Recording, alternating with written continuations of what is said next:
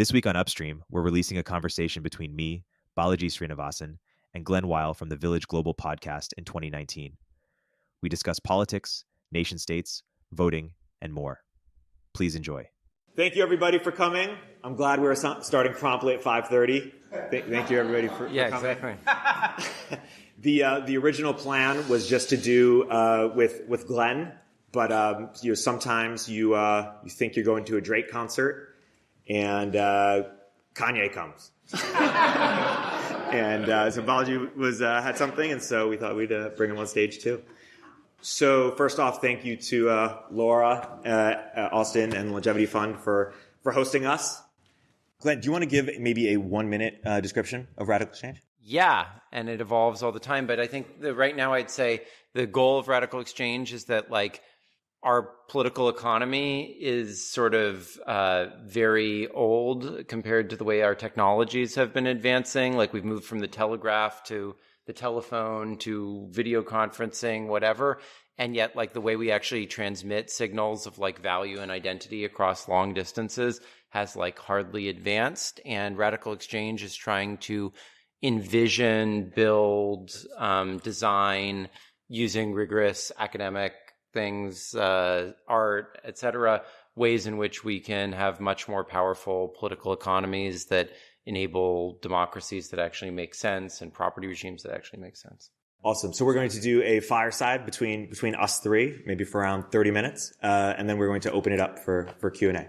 I was looking at a lot of Glen's interviews and was looking for a unique take, and I realized I didn't have one, and that's when I called Balaji and said, hey, let's do something, all of us together. So I thought I'd start by sort of taking a stab at where I think you two agree and where I think you two see things differently. And then I'll either let you respond to it or just jump into a question for Glen. So I think that you agree in your distrust of centralized systems, whether they are big governments or big corporations. I think you agree in the power of open source and crypto, although Glen, you have more skepticism there.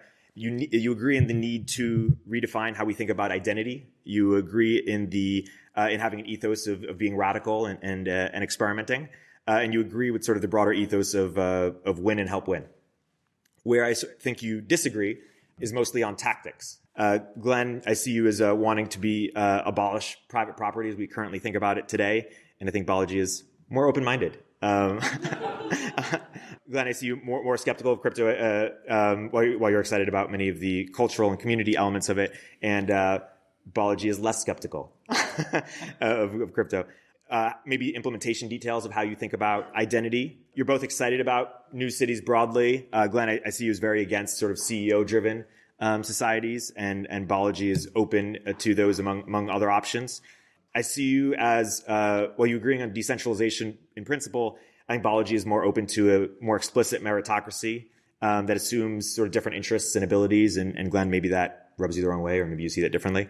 And broadly, Glen, I see you as optimizing for sort of justice and reducing inequality, and Balaji perhaps more overall prosperity, or maybe a different way of looking at it. Are there any reactions to how I presented it? I think you frame the differences between us in a very libertarian-ish type of a way. So I would frame them maybe a little bit differently, and I'm interested in Balaji's reaction to this. I think what I've increasingly come to think of is that one of the things that's at the core of my emerging belief system, which didn't exist at all in radical markets, is a much more sociological view of individuality than exists in a lot of the economics, tech imaginary. It's one where there's sort of historically individual animals, there's then social humans, a group of humans, and we only get to individual humans in the modern era. And the way we get to individual humans is not by removing social structure, but by adding more social structure. So that what actually creates the potential of being an individual is the plurality of human organizations and the diversity of human organizations that really get created in the modern era. And that attempts to sort of use something like the blockchain or the nation state was before that to strip away community and reveal the true individual are fundamentally confused. And that it's by creating a diverse range of communities, that we actually enable people to be individuals. So I would say, actually, I agree with a lot of that, but I would say I also, I would quibble with some of your points or whatever, but I think the meta thing is I would hold it as the highest value choice. That is to say, if you choose to be in a society that has a centralized government and that works for you, wonderful. If you choose to be in basically a commune and people could actually make that work, wonderful. So long as you have the right to exit, the right to leave, that's actually part of the UN human rights kind of thing, by the way.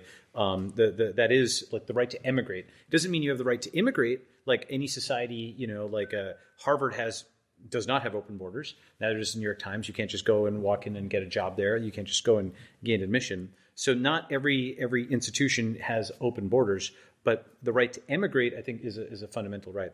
Given that, and given a choice of many jurisdictions, then I think within those jurisdictions, you can try 1,000 different experiments because people are not fundamentally harmed. They can leave and they can choose. And that's my highest value. And all those other things are subsidiary to that, where I think here's how I'd optimize my optimal society, but I'm happy to try other experiments. The other thing I'd just say is actually a lot of Glen's ideas. I love the book. I haven't finished all of it. Yeah. I'm going through all the papers one by one.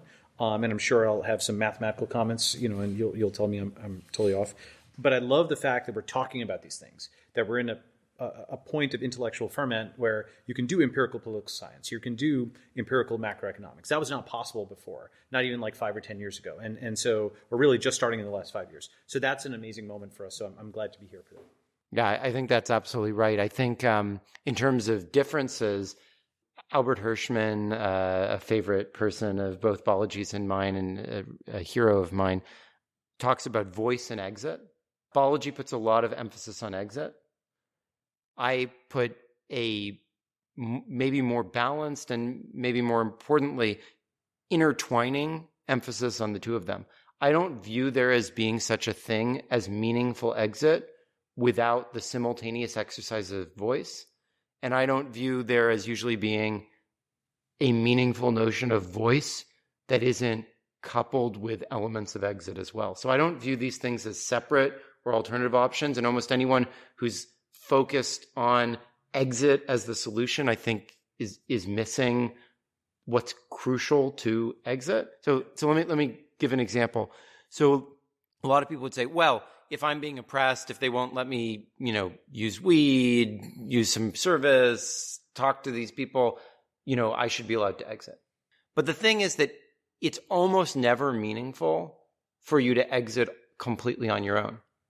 It's only really meaningful for you to exit with a group of other people. And in fact, for almost any meaningful desire that you have, there's almost certainly going to be another group of people who are like in solidarity with you in that desire, if it's actually a meaningful desire that you have. So the opportunity to exit is really much more meaningful exercised collectively. And if you exercise it collectively, it has to be part of a democratic collective decision that all of you are making to take that decision to, in some way, exit. And conversely, in order to really effectively exercise voice, there has to be an element of forming a community that's separate and apart from the rest of the community in order to do that. Because as an individual, one drop in a vast ocean, your voice is not usually very meaningful. And that's one reason that people doubt whether voice is meaningful. But again, usually it's not just you as an individual. It's you forming a community of people who are collectively exercising that voice and threatening to potentially exit if you don't have that voice listened to. And it's in that moment that your voice actually becomes meaningful. So I don't view voice and exit as these separate things. I view them as actually only effective when combined with each other. So actually, I totally agree with that. And I make a few points on that. One is that I think in the talk, I titled it, or the old talk in 2015, Silicon Valley's Exit, simply because exit was sort of an under-discussed kind of thing. But I agree with a few points. One is I think exit amplifies voice in a democracy because it shows that this feature that you care about so much, you're actually willing to leave, and that forces reform. For example, Stripe actually leaving San Francisco, everyone's like, oh, it's real, the $30 billion company is actually moving. And then, people realize they put an infinity multiplier on their UIs, and your terminology was very high, at least. Yeah. The other thing is, I've given some interviews in the past, and maybe I've got a paper coming out on this. Like you may have written up something, and if so, then maybe parallel evolution. But I call it crowd choice, which is coordinated exit. And the idea being that right now we treat our ballot as just something to be aggregated. So you have a preference vector. You have this position on, let's say, abortion rights, and this on gun rights and whatever.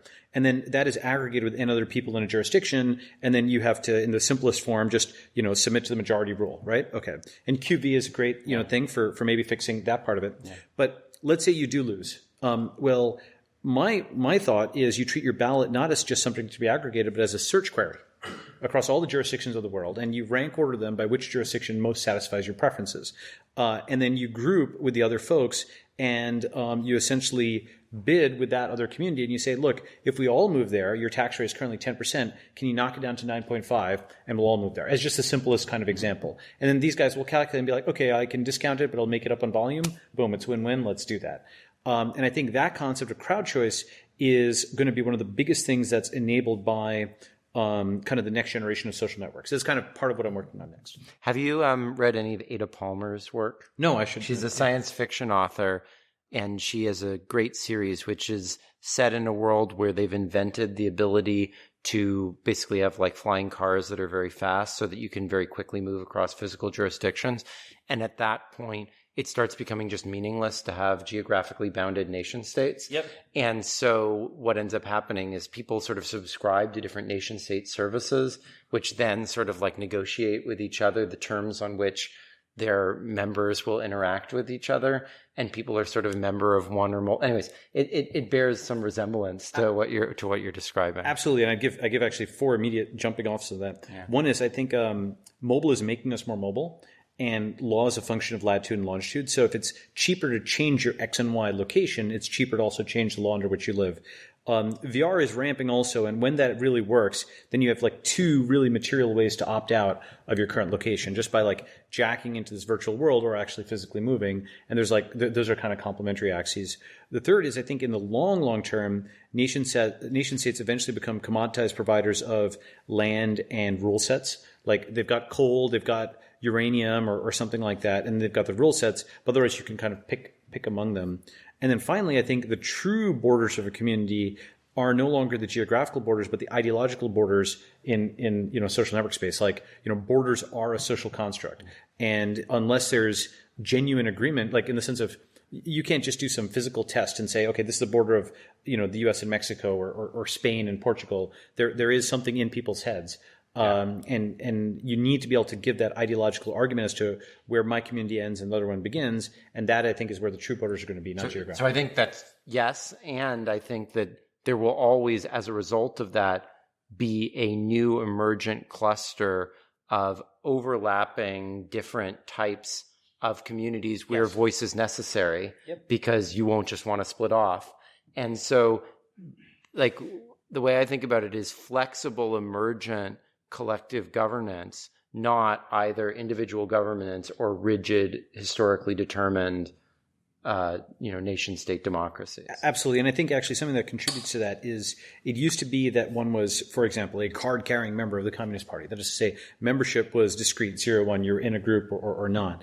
Yeah. And now, if you hang out on a Reddit forum or, there's some community you're part of once in a while, there's a whole continuum between like hourly active user and like yearly active user or what have you. Like there's a continuum of group memberships, right? And then that means you've got optionality. You've kind of got a foot in a bunch of different waters, and you're no longer just like locked into one place. Yeah. And I view that as sort of like a duality. So coming back to this question of what is it that defines the individual, I think what modernity offers is the possibility. So there's this sociologist, Georg Simmel, who really influenced me over the last year, who says that like you can think of all the social circles that you're a part of. And he says in pre-modern society, all of those social circles, your work circle, your family circle, your love circle, all these overlap very heavily. Mm-hmm. And so like basically you're not really an individual because there's so many other people who all their circles are basically the same as you. And then what starts to happen in modernity is these things start to separate out. So you start to get like your work circle only overlaps with your like home circle with you and two other people. And then, all this sort of stuff. And so then you end up being like the unique intersection of all these different like social groups that give you meaning.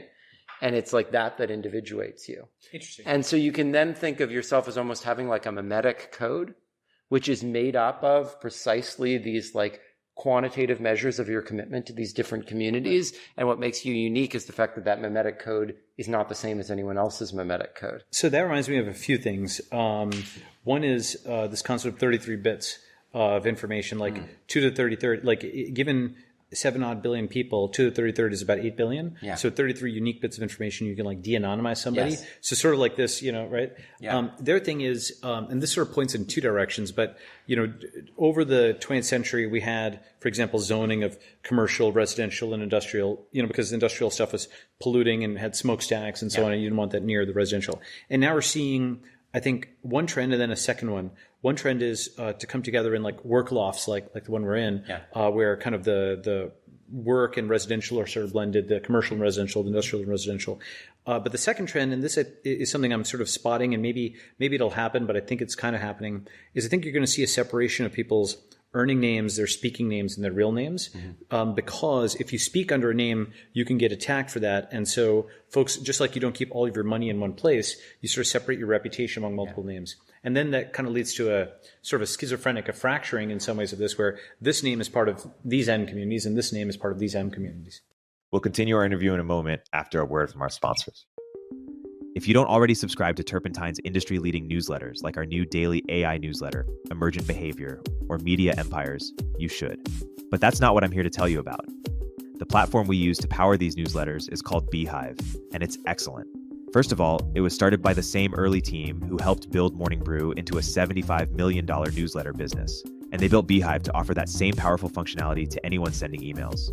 From essayists to business owners, the platform is beautiful, their text editor is intuitive, and they help you scale your audience with custom growth features. Beehiiv has powerful tools to help you monetize your content. You can easily launch paid subscriptions or pursue an advertising model. The Beehiiv platform will even connect you to premium brands to sponsor your newsletter. Not only do we use them, but thousands of the top newsletters in the world also use them, like Milk Road, Blockworks, the Lindy newsletter, and so many more. Beehiiv's founder hooked up Upstream listeners with a sweet deal. Get 20% off for 3 months with code UPSTREAM. Visit beehiiv.com, that's BEEHIIV.com, to get started. Fast forward to the end of 2024. Think about your goals. What can you do right now to give yourself the best chance of succeeding? If learning a new language is on your list, you absolutely need to check out Babbel. Babbel offers a range of learning tools, self-study app lessons, live classes, and even podcasts, which have always been my favorite way to learn. Studies from Yale, Michigan State University, and others continue to prove Babbel is better. One study found that using Babbel for 15 hours is equivalent to a full semester at college. Babbel isn't just a game to kill time and make you feel like you're learning a language. It's not overly academic or rigid either. It's all about learning language for the real world. Babbel stands out because it's designed by real people using a modern conversational teaching approach. It's not always easy, nothing worth doing ever is, but it's straightforward and designed to help you start speaking in just 3 weeks. With Babbel, I was able to brush up on my intermediate Spanish to ramp up for travel to Argentina last year, and was able to set clear goals based on how much time each week I wanted to practice. Join millions of Babbel language learners across all age groups. Here's a special limited time offer for our listeners. Right now, get up to 60% off your Babbel subscription, but only for our listeners at babbel.com/econ102. Get up to 60% off at babbel.com/econ102, spelled BABBEL.com/econ102. Rules and restrictions may apply. Glen, you've been writing about identity a lot recently. How do you respond to that, or how are you sort of viewing what Well, I actually think what Balaji said is quite consistent with, I need to reflect on it more, but it's quite consistent with some of the things that I've been writing recently. So the idea is that what constitutes you is, let's say, the list of all bits relevant to you, the emails that you sent, the places you were, et cetera, et cetera. But as Balaji said, that's like unbelievably redundant identification of you.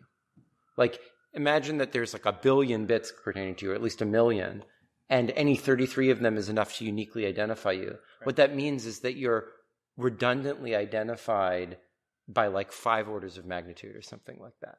And what that means is that in principle, there are like 5 orders of magnitude of people that you could be and still be unique, right? Yep. And so like that's like a huge space of potential personalities that you can have while still being completely like not overlapping with anyone else. And the possibilities that opens up are really quite astonishing because it allows for a flexibility of sort of democratic organization that because, democracies depend on this notion of unique people. But given that there's all these different notions of uniqueness, the number of democracies that you can participate in potentially is enormous.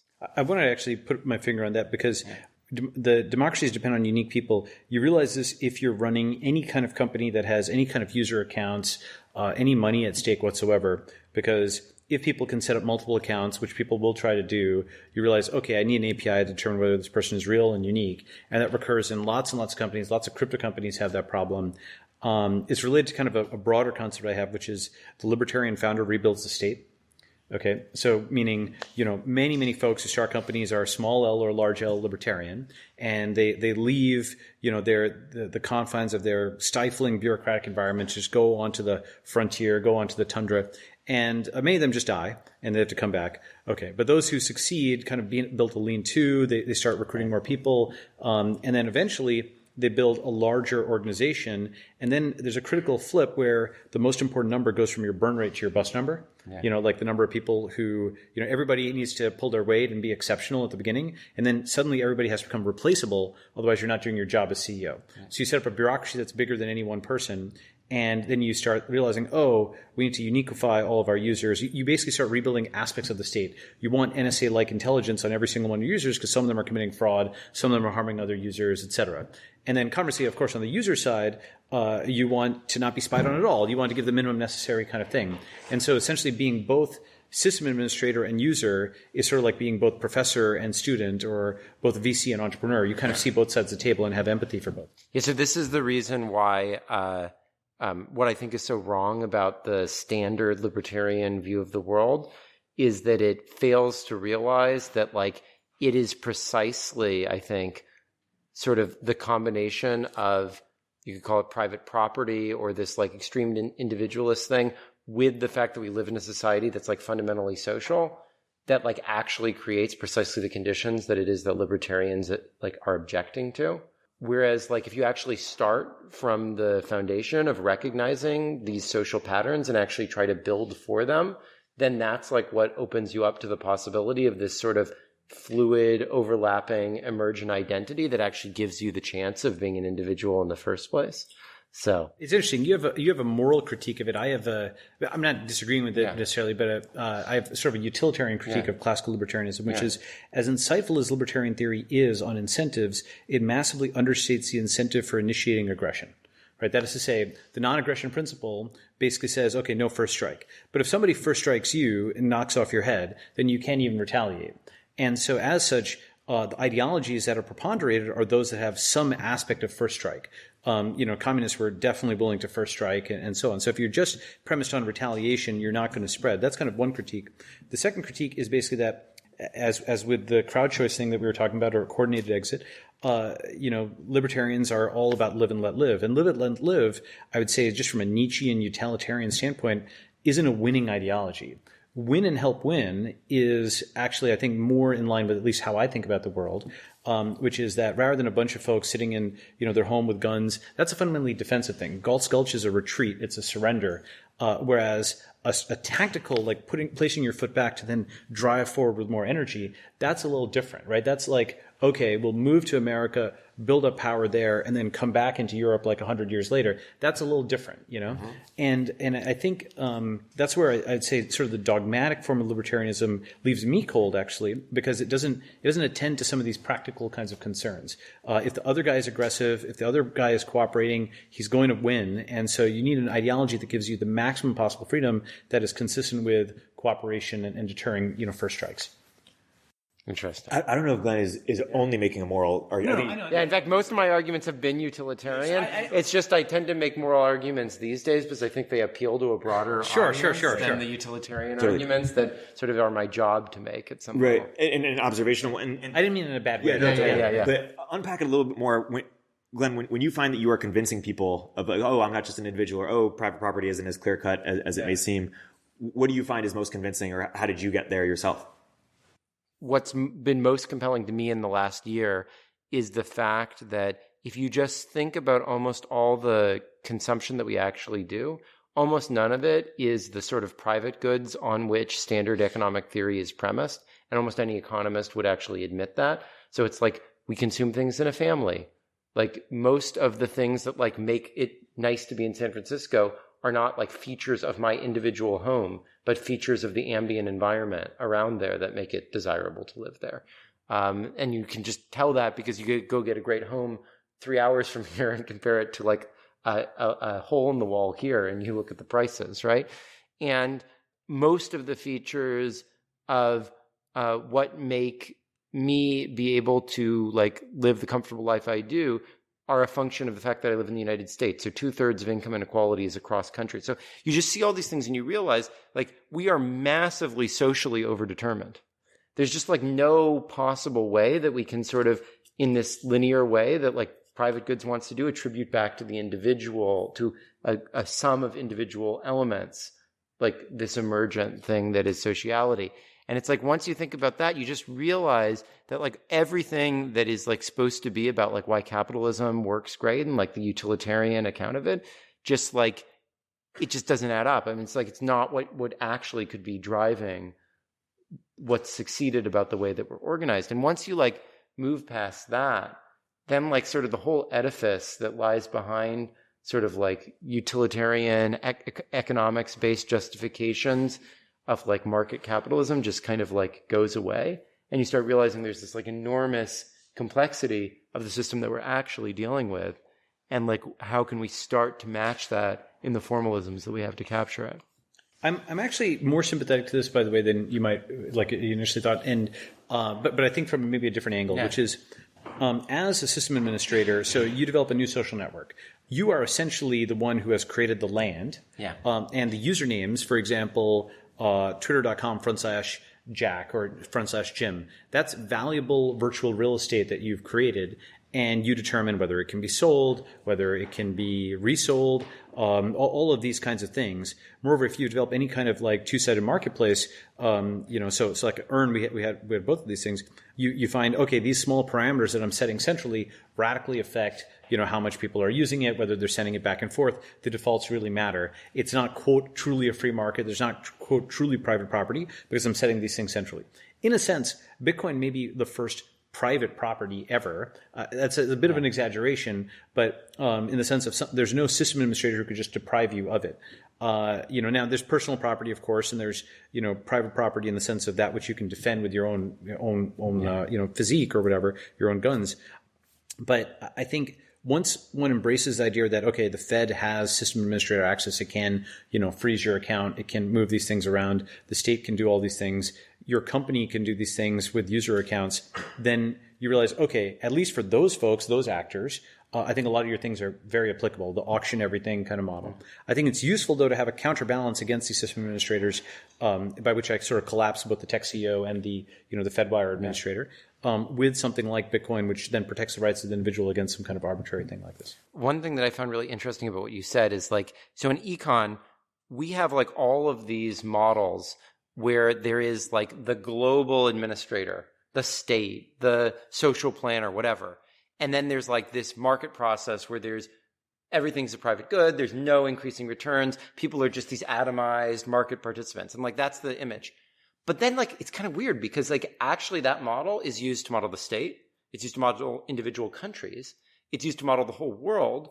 It's used to model platforms.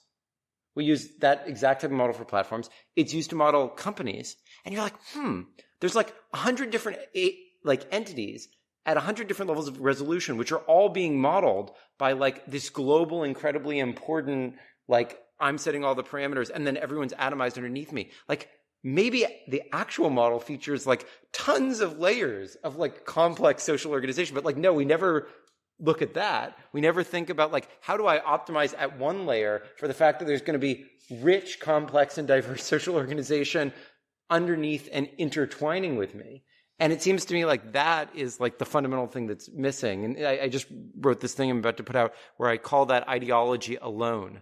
Atomized, liberal, and objectivist, naive epistemology. It's like a view that there's like, it's a view that there's like the objective truth or the state or the center out there. And then there's the individual. And there's like nothing in between. And that's just like such a confused view of the world that like it can't even stay consistent with itself within the same field. It's interesting because towards like someone at, I shouldn't say at right angles, but related to that, something I've thought about is if you take Uber and Lyft, I think of them as really competitors in some ways to taxi regulators and their drivers as competitors to taxi drivers. And so the real competition is actually between a regulator-driver fusion, Uber, and another regulator-driver fusion, Lyft, where these two provide star ratings and they regulate their platforms. They're actually better at this than the taxi medallions, which only have, maybe an annual inspection or what have you. The GPS track every ride. They make sure that people can pay. They've resolved disputes very rapidly. They've got lost and found services. They have bidirectional ratings. All those are far superior to the services that the taxi medallion of New York even provides. And yet there's still a market process because they're competing with each other. So these sort of fusions are kind of have aspects of both state and aspects of both private company. And I think you're going to see more of those. Another aspect of this that's really interesting is to change your taxi laws. You'd have to move from New York to Texas, for example, or California to Texas. To change your rideshare, you just hit a different button in the app. We take that for granted, but we basically unbundled this whole bunch of laws, your taxi laws, your hotel laws, all these other things that were previously locked in on a particular jurisdiction, appified them so you can choose your regulator on a real-time basis. Well, so to make that even a little bit richer, think about the fact that Uber and Lyft operate across all these different jurisdictions. And there's a lot of common infrastructure that they're supplying across all those jurisdictions because there's algorithmic stuff, there's loyalty, there's knowledge of how the system works, et cetera. All those things are sort of this not quite global, but close to global public good that's being provided by these things. At the same time, you've got the local regulator who is providing a public good in terms of the environment. And I'm not just talking about the taxi medallions that's competing with them. There's actually the regulations that are on top of Lyft and Uber. And these actually make a huge difference because, so for example, in San Francisco, most people are exclusive on one of the platforms. In New York, almost everyone's cross-platform. This is a huge effect on how the system operates in a way I don't quite have the time to get into, but it like totally changes the nature of the competitive environment between Lyft and Uber. And like there's all sorts of features that like just don't work at all in New York that do work in San Francisco because of the nature of the regulatory environment that's imposed upon them here but not there. So you've actually got these like public good providers in different spaces, one in cyberspace, one in physical space, intertwining with each other and creating the possibility of competition or not. So it's just, it's like the what's actually going on is like so poorly modeled by like this absurdly naive view of sociality as sort of being like, there's this one global layer and then we're all these atomized individuals. It's actually this incredibly rich intertwining of these things. And if we can actually come up with formal systems of value accounting that allow that to take place, that allow that like rich intertwining to like actually be accounted for and the like merits and points to sort of like accrue to the ways in which these things intertwine with each other, I think we can have just like vastly more powerful economic systems than we currently do. I think blockchains in the fullness of time will at least give us some of the ability there because just like, 6 degrees of separation went from a party conceit in like the mid 90s to a data structure where you could actually go and, the social network became a data structure. You could read, write, pull it, analyze it. The economy goes from this sort of vague thing, with data, of course, that like Fred and so on put out there to a data structure, namely the blockchain, where you can replay every transaction since t equals 0. And so you could do is classify all edges. You could group them in this sort of multi-scale analysis that you're talking about, where you have not just two agents, the state and the atomized individual, but multi-scale agents and whatnot. I think your simulation starts to get quite complicated there. The one thing I actually sort of want to quibble with you on, and maybe so far we've had a love fest, maybe this will be a fight, is the term public good, because I think it is true. Certainly, there's things that the current states provide that are public goods, like police services, electricity. Not so much in California, but I think that a lot of them are. I'm pretty convinced by public choice theory in general that I don't think that many of these regulations are, today at least, optimized for the consumer. I think they're optimized for optics. And they're optimized for that person, ascending to some higher regulatory position or getting headlines or something like that. I think very few of them are actually consumer protecting. So that's why I always hesitate when I hear public good just because of that. Yeah, no, I agree. What I actually mean by public goods, and public good is not quite the right word. I prefer the word increasing returns, is any time when the whole is greater than the sum of the parts. And the thing is that is, like, thank God, the default thing that goes on. Sure. Because if it weren't, like, we couldn't do any better than we could do all living in isolated, things out in the woods. And, like, thank God that, like, we can get these benefits out of scale. Like, public goods almost never, of the type I'm talking about, almost never line up with the boundaries of historically defined, like, geographically described entities that are, like, supposed to be doing public good provision. Mm-hmm. Like, you think about the drug war. It's like, this is determined, our policies on the drug war are determined by, like, the white majority of the United States of America. And, like, the vast majority of the costs of that and the consequences fall on, like, black and brown people in the United States and in Latin America. So it's sort of like an issue which should really be determined by sort of, like, black and brown people throughout the Americas is instead determined by, like, the white majority of the United States. Like, what the hell does that have to do with anything? It's just like, it's an area where, like, the nature of the economy of scale or the increasing returns process is completely misaligned with what happens to have been the way that we, like, decided to arbitrarily chop up the world. It's interesting because I think, like, I agree with the skin in the game aspect of it. Just as a sidelight, my recollection, I may be wrong on this, is with the crack epidemic in the early 90s, actually, the black community was pushing for more stringent laws at that time. And then they found that it overcorrected. And now we've got criminal justice reform. So sometimes, things overcorrect and then you have to pull it back. And I think that's probably right. But I agree with the broader point on skin in the game on this. Like, that's to say, somebody who is affected by something should have a say in that. And too much of the time, that's simply not the case. I mean, the thing that I really find most interesting about the cocaine issue is actually not the over enforcement in the African American community, but the under enforcement among wealthy whites. So, like, if you actually sample the water supply of cities, you can determine where cocaine's being most used because it's very persistent in water. And most cocaine is used in the wealthy parts of cosmopolitan cities. And the, like, incidence of ending up in jail if you are such a consumer is like 3 or 4 orders of magnitude lower than the incidence of ending up in jail if you're, coming from the communities that you were describing. And the consequences that has both for the, those poorer communities, but also maybe even more importantly for my heart, because my wife's a Latin American political scientist, for the people who get killed in Latin America fighting the war to stop the importation of the things that are actually being consumed by the people who are, like, funding the oppression of the people in Latin America. Well, yeah, I mean, it's unbelievable. I think there's basically two optima on this. There's the Netherlands model where drugs are basically legalized. And there's a Singapore model where they don't do this catch and release kind of thing. They just, like, execute drug smugglers, like, completely. Now, you may not like that, but basically that has worked to keep basically drugs out of Singapore. Yeah. And so it's just like an extremely harsh rule that is enforced very consistently. It's highly advertised. You get on a plane to Singapore, it says, "Warning, we will kill you," like if you bring in drugs. And so because of that, otherwise, Lee Kuan Yew was like, okay, this is going to become a center for smuggling unless we take an extremely harsh view on it. So I think what I like, the U.S. does this also with healthcare. They kind of, like, the worst of both worlds system. Sometimes the U.S. falls into this, like, kind of bad region where you have the worst of the left and the right. Glen, you have a post on why you're not a technocrat. And why don't you unpack a little bit more your problems with technocracy and how we should think about it? What are alternatives? So first, to define what I mean by technocracy, it's sort of the view that there is some relatively narrow community, usually defined by some notion of formal expertise, though it's like a little bit less clear if you think of the Chinese Communist Party, which I think is very technocratic, like exactly what that formal expertise is. But like whatever it is, it's some narrow group of people who are trained in some way who can sort of like design a better system for everybody else to live in.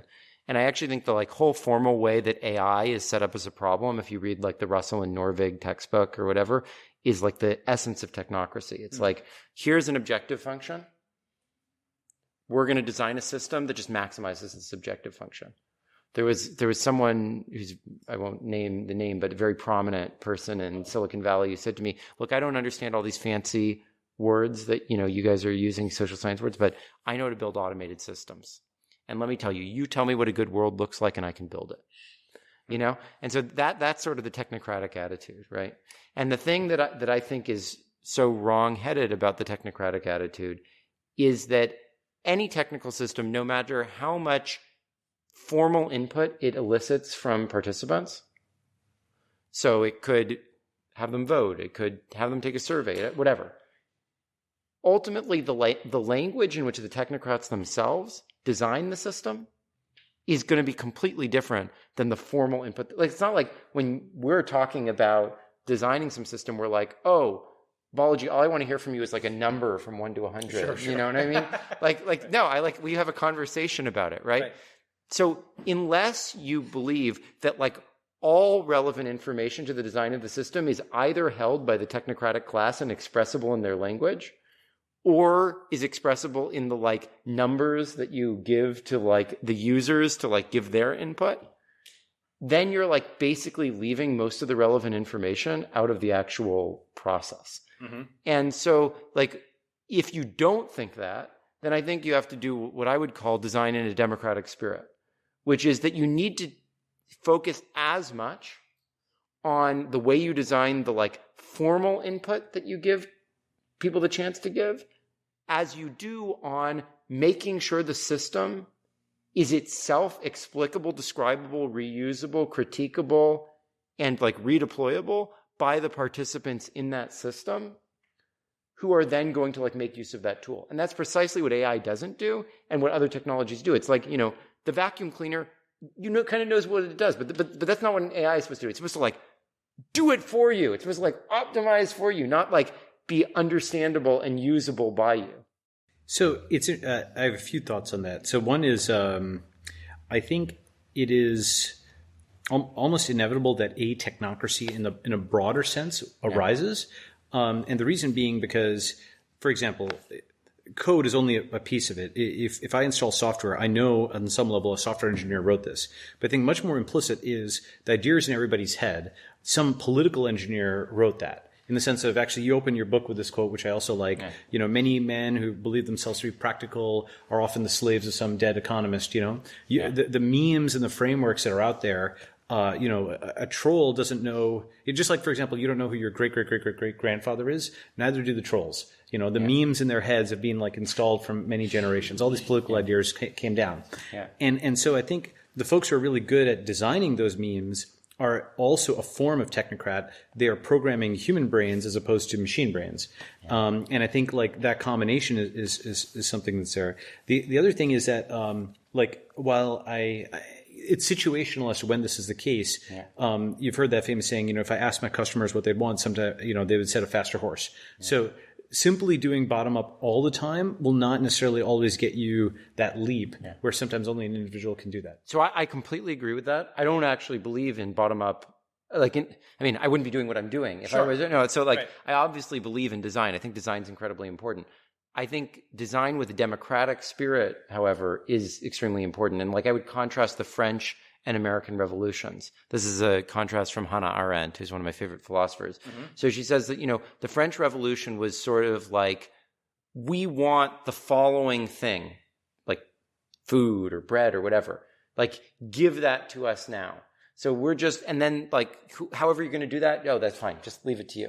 Mm-hmm. Whereas the American Revolution was like, we want legitimacy. We want a legitimate system. So we're going to go off to the US. We're going to like over a long period of time, have people experiment with these local democracies. This is going to build up a system that like comes to pervade how people think about things and how they relate to each other and how they would choose to organize themselves. And then that system is going to get like better and more powerful and whatever, to the point where it like makes the system from which it sprang look stupid. Mm-hmm. And then it's just going to replace that system.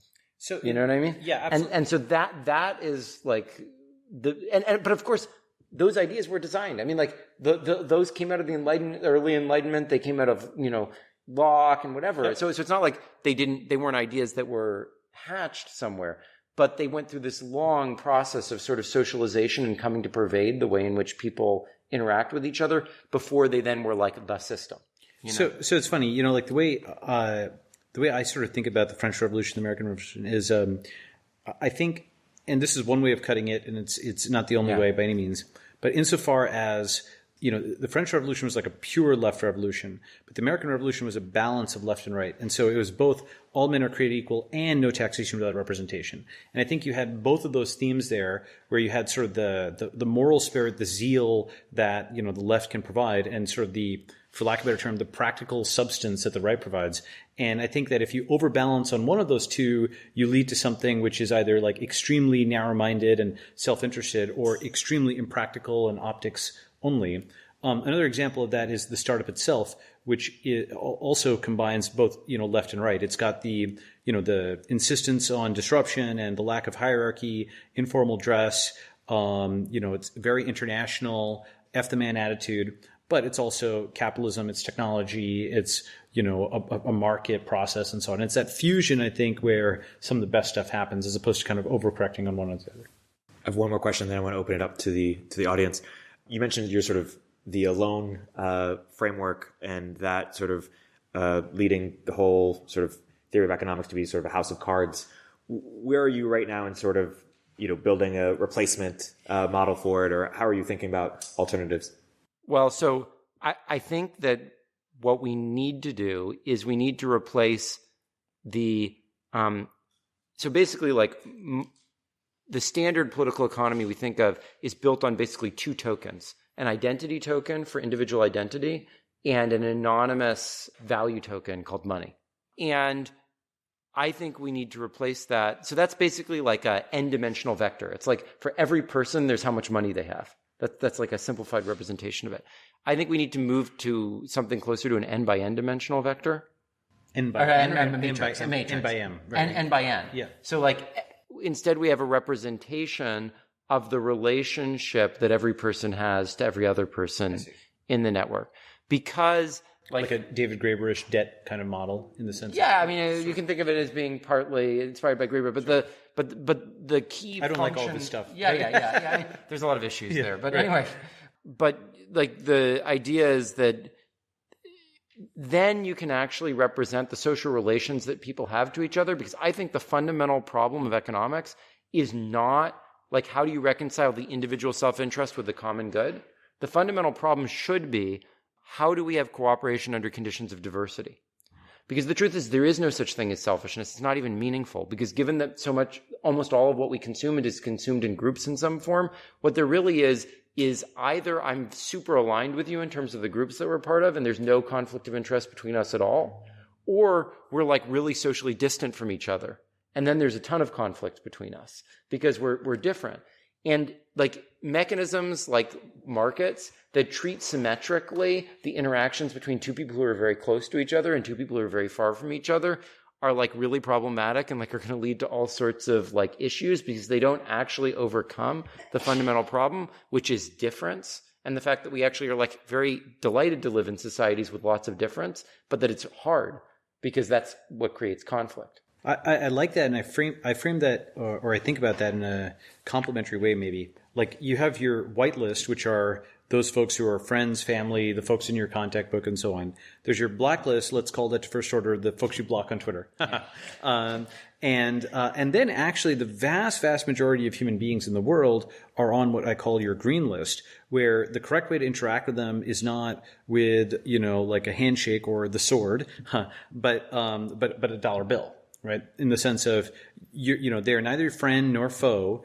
They are somebody where there's a mutually, like a valuable transaction.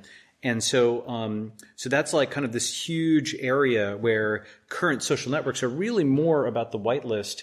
Twitter actually does expand it into strangers, but I think there's like a huge amount of that green list economic activity that hasn't yet been put online. Yeah. So I think if not the fundamental problem with the internet as originally conceived is it was a bunch of whitelists interacting with other whitelists. Yeah.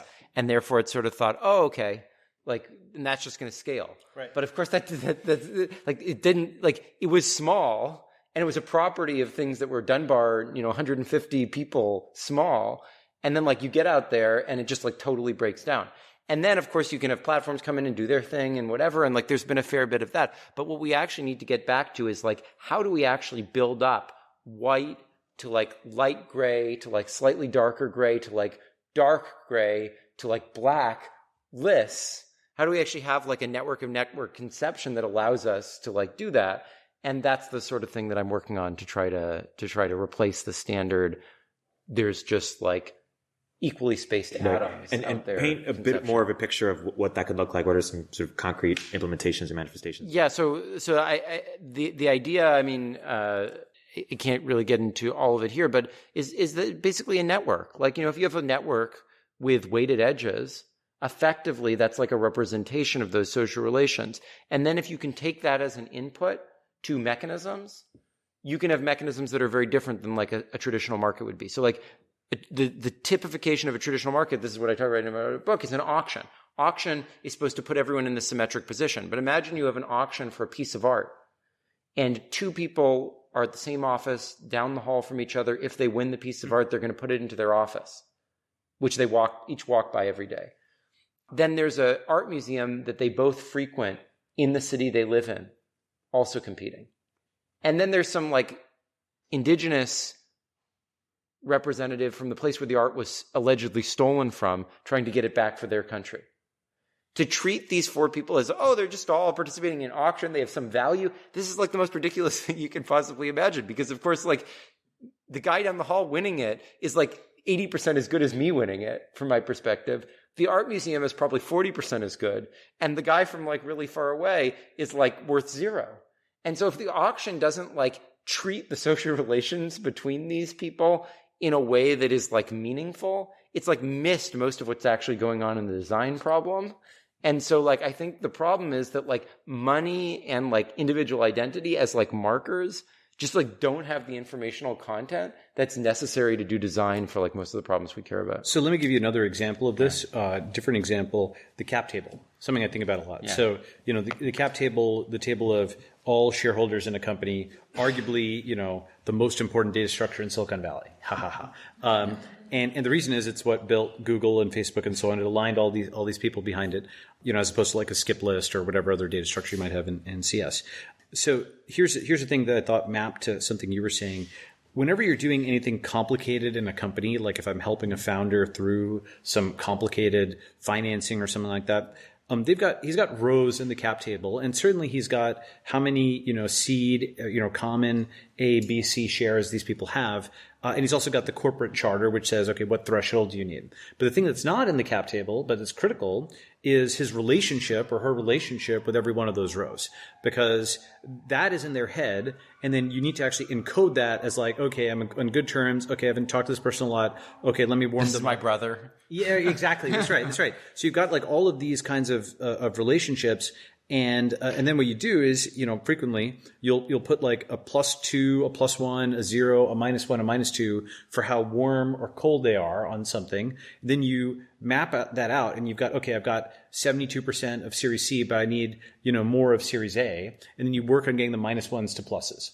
And so that's something where there's actually social information on that edge, along with the economic information. The social information is often less written down. Yeah. Well, and the thing is that even there, that's still sort of n by 5 or something. Like, right. You're adding, but the thing is, like, actually to get the thing to get a voting system that would actually make sense at some level, it needs to be n by n, because like, think about quadratic voting. It's great, right? You sum over the people, this intensity of preference thing, whatever.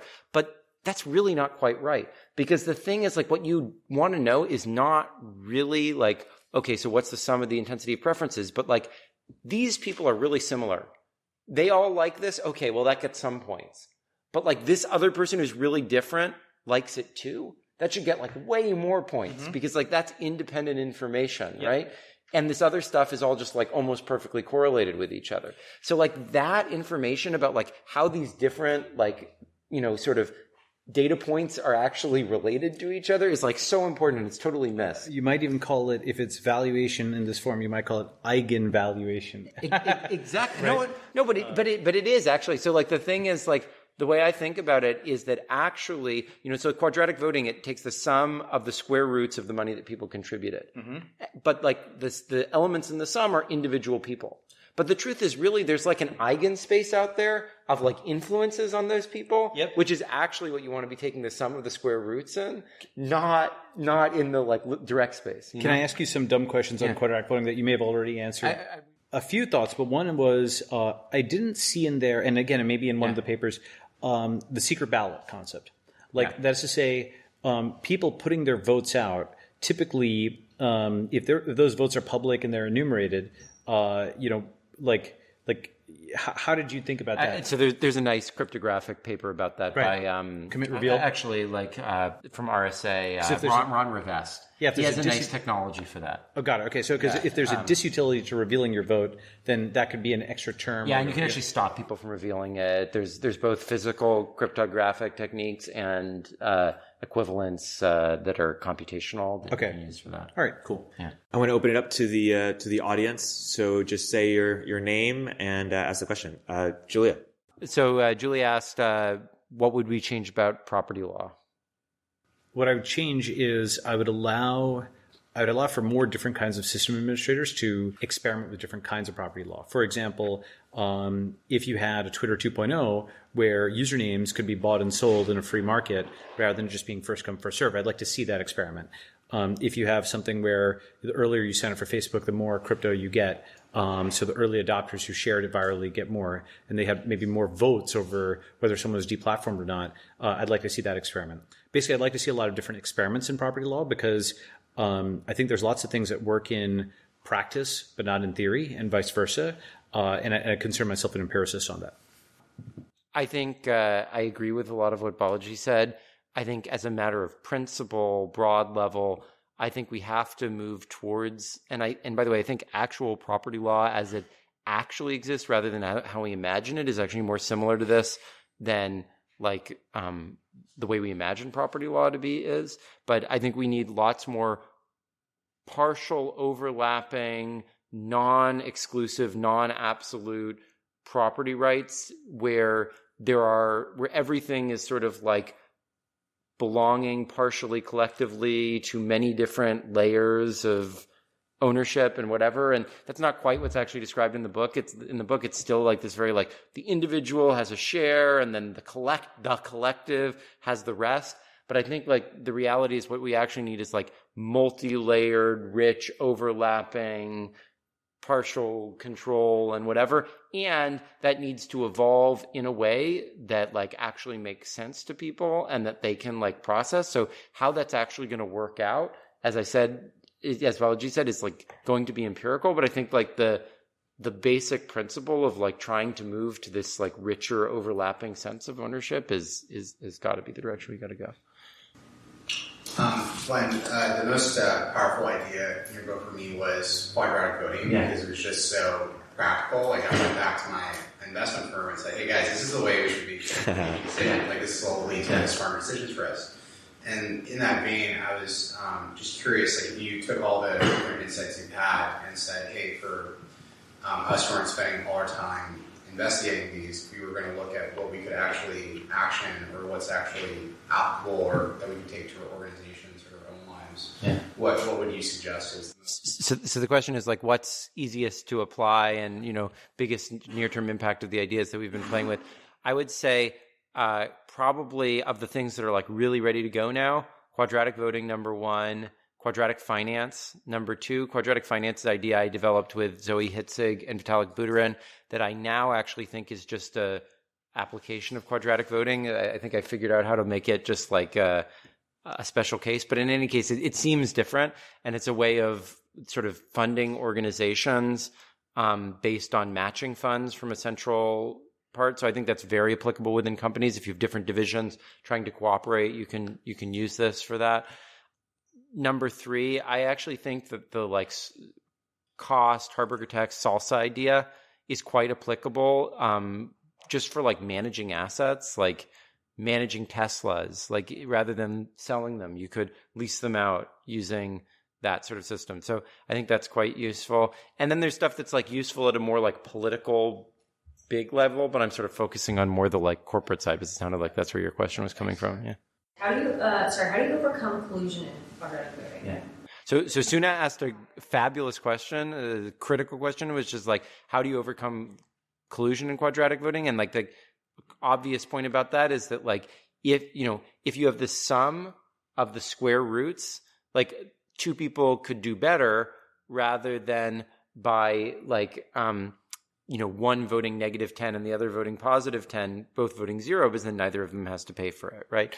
And I think that my basic answer to that is, so you don't overcome collusion in quadratic voting.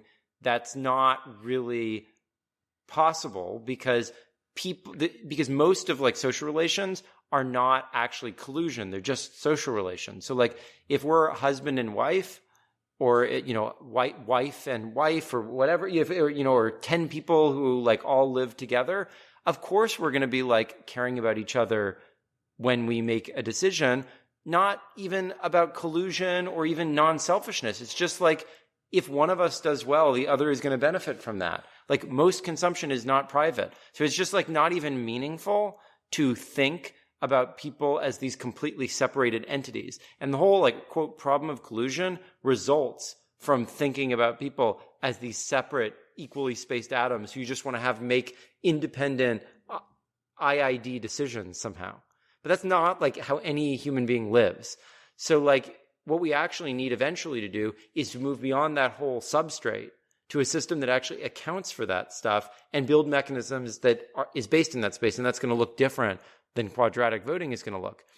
That said, is quadratic voting like better than like one person, one vote? I think in like almost every circumstance, the answer is yes, because one person, one vote is like even more absurdly based on this notion of like, there are individual human beings and they each have one unit and they just put their token in this box or they put that token in that box.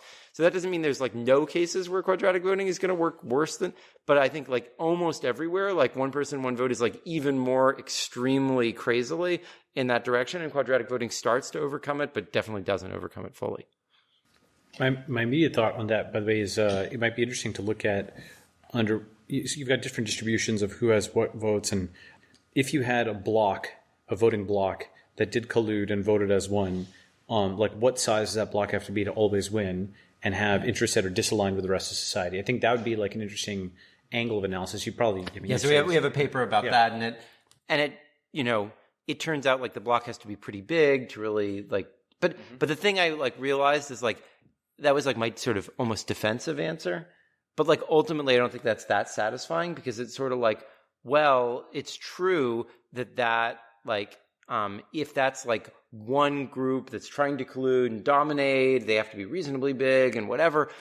But like ultimately the problem is not that. The problem is that like the whole system is missing the fact that there's going to be little pockets like that everywhere, and that like you're not really going to get like the right result out of a system, because you're probably almost certainly going to get something better than like something ridiculous like one person, one vote. But like, can you actually get the right thing by like taking more of this into account? I think you can do a lot better for sure. Yeah. And is our non-individualness sort of as you just sort of describe it, a function of the current limitations of technology? And in the next century, is that sort of an ideal that we will reach closer to over time? Well, I think, again, like, if you think that like individualness is this like state of nature in which we were born, which was awesome, and we're trying to get back to that, you might think that it would go in that direction. Well, maybe not back to that, but it just tends to be where we're going. Perhaps? Well, I think like what will happen is we'll get increasingly socially complex, and that will make each of us more and more an individual than we've ever been before. Because the more types of sociality that exist, the more possibility it is for us to actually be unique. So I do think we'll get more and more individual. But I think the way in which we'll get more and more individual is by allowing diverse social organization to flourish, and therefore us to be individuated by all the different ways in which we participate in sociality. So the goal of getting more individual is realized precisely by allowing the process of creating social groups to be more fluid and democratic and rich and so forth. And just very practically, 100 years from now, are we having like hundreds of Singapores and Israels and Hong Kongs and Dubais, or does it look, how does that sort of manifest? Well, first of all, I don't think that like physical space is necessarily going to be the main thing in the future. I think we'll have tons of different types of transportation technology. I think you'll have, like, there's a wonderful paper by Joe Lamke, someone who's involved in the RadicalxChange movement, who's an urban planner, who like describes that as you get new transportation technologies, you get like new like clusters emerging that are sort of based around the optimal distance to go with that transportation technology. So like you don't walk more than like, I don't know, 10 blocks. And so you have neighborhoods, and you don't like take a scooter more than a certain amount. So then you have like sort of super neighborhoods, and you don't take an airplane more than a certain amount. So you have like country, this is like the sort of thing. And so like, as you get more technologies, there will be like more different levels of those sociality. And of course there's non-physical versions of that, which have to do with like social distance and whatever. And these create these like multi-scale fitness landscapes in which all these different types of sociality flourish. And I think that it will be like the intersection of all of those things. That will be the relevant thing as more of those things proliferate. I agree with a lot of that. I would also though say, social media and cryptocurrency are going to cause unbundling and rebundling of nation states, in the sense of, basically, folks who live within the same physical area no longer agree with each other. They agree with their, other ideological members from different countries online. And eventually that's going to result in a huge amount of migration and churn as what we currently have as borders change. The close analogy might in some ways be partition, hopefully without the violence. But like that was like something where ideology is sorted geographically. And I think we may see a lot of that. You both talked about Uber is an example of unbundling governance from land. There's other examples, perhaps Amazon and commerce. Is there other places that you think that the laws or the ways in which we're regulated are currently done by land-based governments that should be done by perhaps some other type of governance or protocol? Yeah, I think actually if you look at every large-scale profitable, or not every, a lot of them, a lot of profitable entities, cloud entities, turn out to be cloud regulators. For example, Amazon has star reviews and reviews of the reviewers. PayPal has, anti-fraud. eBay has star ratings.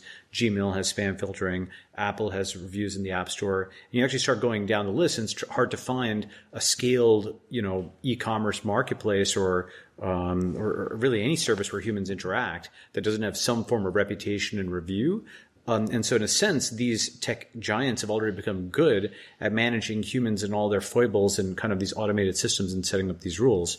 I think that one of the big frontiers for this, maybe an obvious one, is crypto with smart contracts and whatnot.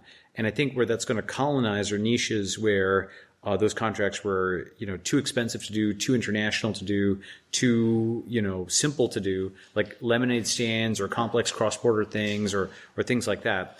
And then over time, they're going to eventually be sort of back recognized into law, in the same way that, eventually the RIA made its peace with file sharing because it couldn't stop it. So those are the kinds of things I think about. So maybe this will make me sound even more extremely libertarian than Balaji in one example, but I would say like in the medium to long term, like I don't think there's almost anything that like it makes sense for nation states to do.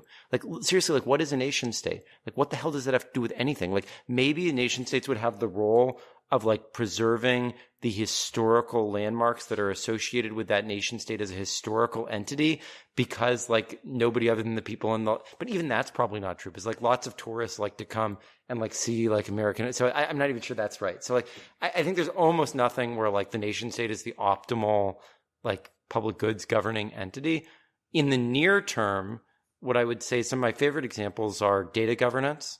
So like the patterns of like data being used to make machine learning algorithms or to learn, like this has nothing to do with geographic boundaries. It's like, that's crazy. Another example that's related is Nadia's Egbal, who's actually in the audience today. His work about, open source has really made me think about like the governance of all the protocols that we use. That's another area where like nation states make absolutely no sense. And there's like no funding. It just doesn't line up. And then my third example would be environmental stuff. So it's like you think about how much violence nation states have done to environmental features. It's like you draw the line on the map somewhere, and it's like the river doesn't know that. The river just goes through. And then it's like the Amazon River. It's like there's a like tiny minority of the population of Peru, Brazil, et cetera, that live right along the Amazon River. So there's this like small group of people within each of like 5 different nation states that's getting like completely screwed over by the tyranny of the majority and by the fragmentation of the nation state. And it just doesn't line up in any way. So like you need a nation of the Amazon, you need a nation of, SSL, you need a nation of like that's what we need to start having. Yeah, so Jacob, the discussion of technocracy was super interesting. So I'm wondering to what extent you each think of it as technocracy as a question of aligning incentives of technocrats versus gathering information. And could you improve the incentives by having like retroactive votes after the technocrats have implemented the policy? And Sama, why don't you ask yours too, and then we'll have them answer. For nation-state skepticism is quite welcome. It's been overemphasized for a while. But I will point out the nation-state was already over by 1945. Right, so the United States and China are more empires. So what do you think of empires? Okay. Question number 1, is technocracy primarily about disalignment and incentive of the technocrats? And number 2 is what do we think of empires? Do you want to start? Sure. Yeah. So with respect to technocrats, is the issue their lack of economic alignment, or is that what we need to optimize versus collecting feedback better? I think was the question. I think it's all of the above, but what I always keep coming back to is so long as you have a choice over who is to govern you. Actually, really, let me be more precise. I think there's 2 different things you need to optimize in a society. The first is sort of, let's call it the path of the citizen. And the citizen, I think, vote with their ballot, vote with their wallet, vote with their feet. I think that's important that we have all 3 options there, that they can choose among their leaders. And the second path is the path of the leader. And often in like conservative societies, they don't have a path for like an ambitious young person to become a leader.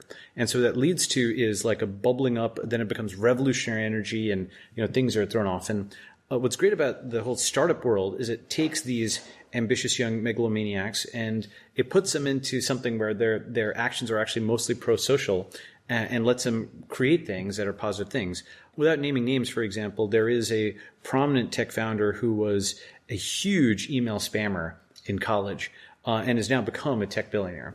And basically he built something that many of you have used. It's almost like reforming a criminal. And, it's actually, like the difference is a criminal breaks rules in order to destroy, an entrepreneur breaks rules in order to build. So that path for leaders is also important. And I think if you've got both of those 2, where you have a pro-social path for leaders and you have a path for, quote, citizens who don't want to take that level of risk, I think you can have something good. But what I come back to is the choice for both. You need to have choices for both. Technocrat and empires? Yeah, and so an empire. So if I was to restate the question is basically the nation state itself is sort of obsolete in the sense of since 1945 or thereabouts, we've had the U.S. empire, the Soviet empire, the Chinese quasi-empire in terms of its border area and so on and so forth. And I guess what do I think about that? I think countries like Singapore, Israel, Estonia, and then China is a big exception that proves the rule, are the kinds of things that I expect to do well in this century, which, those countries are not empires. They are nimble. And I think just huge quantities of people are going to be a disadvantage because scale causes disalignment. That is to say, it's much easier to get 1 person on the same page is trivial. To get 2 people on the same page is doable. 10 is harder. 100 is harder still. You can almost envision yourself being at the front of a long procession. And if you're, running a company, for example, if you radically change direction, it's like a snake, which kind of goes like this. It takes time for those people to catch up to where you were. If you keep changing direction, there's folks who are still executing the plan from like 3 turns ago. Now you take that at the scale of an empire, and it's just very hard to lead large numbers of human beings, especially any kind of shift whatsoever. Whereas you can be much more nimble if you have kind of smaller groups. So we're already seeing this at the corporate level. Hewlett, HP broke up. It would have been hilarious if they called themselves Hewlett and Packard. They didn't exactly do that. eBay broke up into eBay and PayPal. You're getting these kind of frictional forces that are, or rather centripetal forces are breaking these companies apart. And I think scale is actually becoming a disadvantage in this century, where it was an advantage last century. And so I think like empires are, I mean, the one exception is China, because they actually might be competent enough to keep the whole thing together. But I think for the most part, scale causes disalignment. So on the question of technocracy, I don't think these days that I really see as much of a distinction as I used to between incentives and information. Because if you have this like alone view of like equally spaced atoms and then the whole, then like there's a very clear distinction. There's like the individual incentives, and then there's like the information that should influence the whole decision. But if you have this other view where it's like, well, everybody is like sort of not selfish, but they're partial to their, perspective and causes, then like the distinction between information and incentives really starts to blur, because like, well, are those economists just being selfish and like serving the economists, or like do they just genuinely believe in like that particular worldview, which is like super narrow and based on like this formalism that they have that like thinks that like they're the most important people in the world, and like that they're the only ones who know anything, that every sociologist and anthropologist and like person on the street is a complete moron, and that's the only reason they don't understand that like capitalism is the greatest thing ever. Like, I'm not even sure that there's like there's that clear of a difference between those perspectives. And so I don't think voting can really solve the problem, because the issue is really about like the fact that voting itself is a super thin formalism, which like only works under very limited assumptions. We've been talking about all the problems with voting. And so like actually you need to have the conversation and the openness to that like more unstructured type of feedback that like only making things clear communicatively can do. In terms of empires, I think like my fundamental issue with empires is that like what we want as much as possible is like a network of networks that builds from the bottom up, that has that like rich information, rather than a single system that comes in and imposes itself, because inevitably that leads to like everyone is this uniform, equally spaced atom from the perspective of the empire.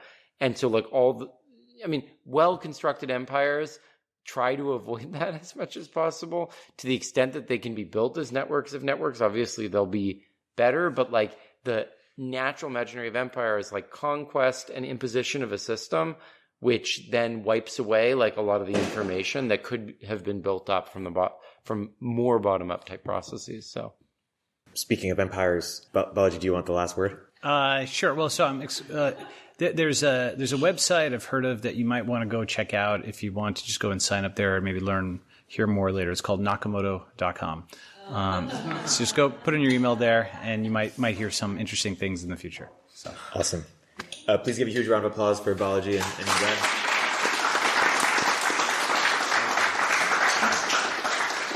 And again, if anyone's interested, check out RadicalxChange. We love to have all sorts of people involved. It's a social movement. So. Buy his book also. It's awesome. If you haven't done it. Awesome. Yeah. Thank you. Yeah, thanks. Fantastic. Upstream with Eric Tornberg is a show from Turpentine, the podcast network behind Moment of Zen and Cognitive Revolution. If you like the episode, please leave a review in the Apple Store.